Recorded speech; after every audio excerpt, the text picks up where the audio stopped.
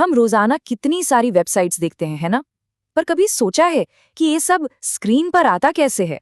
आज हम इसी टेक्नोलॉजी के पीछे का जो जादू है ना, उसे समझेंगे, वो भी बिल्कुल बेसिक से। हाँ, ये सवाल तो सबके मन में आता ही होगा। और मजे की बात यह है कि इसका जवाब जितना मुश्किल लगता है ना, उससे कहीं ज्यादा आसान है। चलिए इसको थोड़ा और समझते हैं। देखिए, जो पुराना वेब था ना, वो था स्टैटिक, मतलब उसका कंटेंट सबके लिए एक जैसा, बिल्कुल एक छपी हुई किताब की तरह। पर आज का वेब, वो है डायनामिक। अमेज़न को ही देख लीजिए, वहां पर किसी को कुछ प्रोडक्ट्स दिखते हैं तो किसी और को कुछ और। मतलब कंटेंट हर किसी के हिसाब से बदलता रहता है। तो हम कह सकते हैं कि एक स्टैटिक वेबसाइट एक ऑनलाइन ब्रोशर जैसी होती है। सारी जानकारी फिक्स है और वो तब तक नहीं बदलती जब तक कोई डेवलपर खुद कोड में जाकर उसे ना बदल दे। ये वेब डेवलपमेंट का आप कह सकते हैं सबसे बेसिक फॉर्म है। लेकिन बात चाहे स्टैटिक वेबसाइट की हो या डायनामिक की, किसी भी वेबसाइट को बनाने के लिए जी हाँ, सिर्फ 3 कोर टेक्नोलॉजीज की जरूरत होती है और यही 3 पूरे वर्ल्ड वाइड वेब की नींव हैं। चलिए एक काम करते हैं, इसे ना एक घर बनाने के प्रोसेस की तरह समझते हैं। अब कोई भी घर बनाने के लिए सबसे पहले क्या चाहिए? एक ब्लूप्रिंट, एक नक्शा, है ना? वेब की दुनिया में यही ब्लूप्रिंट है HTML। तो HTML वो भाषा है जो किसी भी वेब पेज का स्ट्रक्चर या कह लीजिए उसका पूरा ढांचा तैयार करती है। इसके नाम में जो हाइपरटेक्स्ट है ना, उसका मतलब है कि ये सिर्फ टेक्स्ट नहीं है, इसमें लिंक्स भी होते हैं जो हमें दूसरे पेजों पर ले जाते हैं।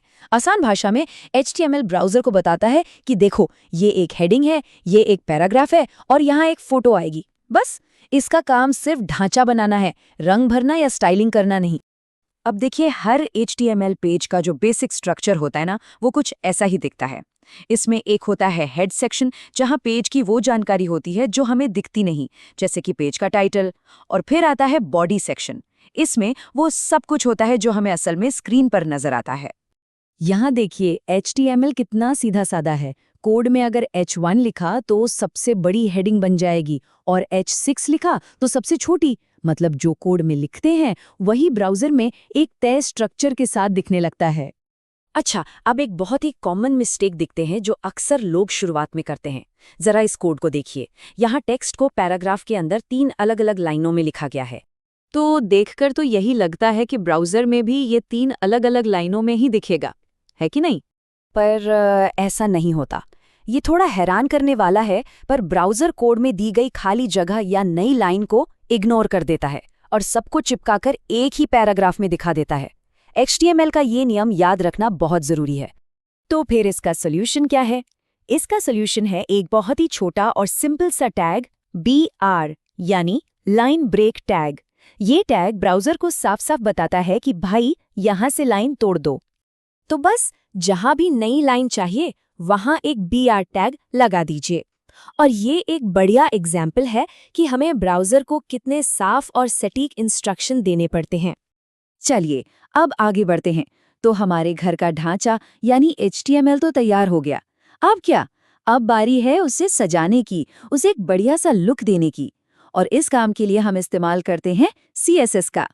CSS का सीधा सा काम है वेब पेज को सुंदर बनाना। टेक्स्ट का रंग कैसा होगा, फॉन्ट कौन सा इस्तेमाल होगा, चीज़ें पेज पर कहाँ दिखेंगी, ये सब CSS ही तय करता है।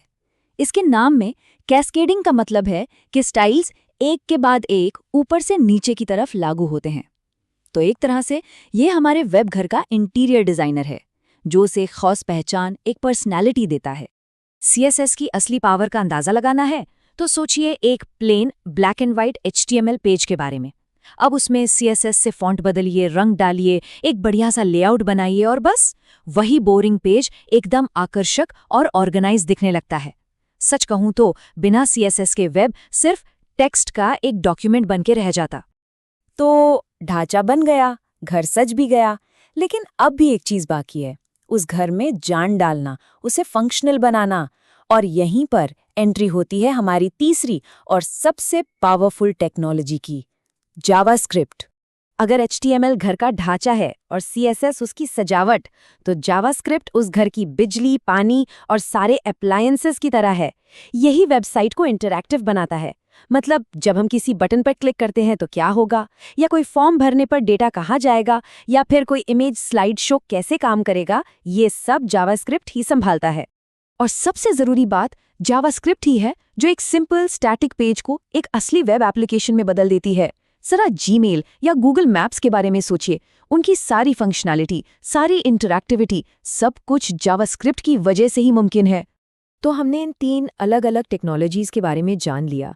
अब देखते हैं कि एक वेब पेज बनाने के लिए ये तीनों एक साथ मिलकर कैसे काम करती हैं। ये प्रोसेस हमेशा एक जैसा ही रहता है। सबसे पहले HTML से घर का ढांचा तैयार होता है, फिर CSS से उसे सजाया जाता है, पेंट किया जाता है, और आखिर में जावास्क्रिप्ट से उसमें बिजली, पानी जैसी फंक्शनैलिटी डाली जाती है ताकि वो घर इस्तेमाल करने लायक बन सके। इसे याद रखने का एक और मज़ेदार तरीका है।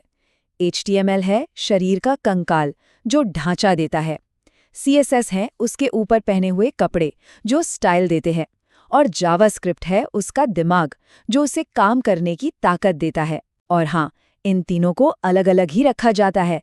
इससे फ़ायदा ये होता है कि स्ट्रक्चर, स्टाइल और फंक्शन को अलग अलग मैनेज करना आसान हो जाता है, खासकर जब वेबसाइट बड़ी और कॉम्प्लेक्स हो। तो अब जब वेब के ये 3 बेसिक बिल्डिंग ब्लॉक्स समझ आ गए हैं, तो सवाल ये उठता है कि इस नई जानकारी से सबसे पहले क्या बनाया जाए? पहली वेबसाइट, पहला छोटा सा प्रोजेक्ट। अब शुरुआत करने का समय आ गया है।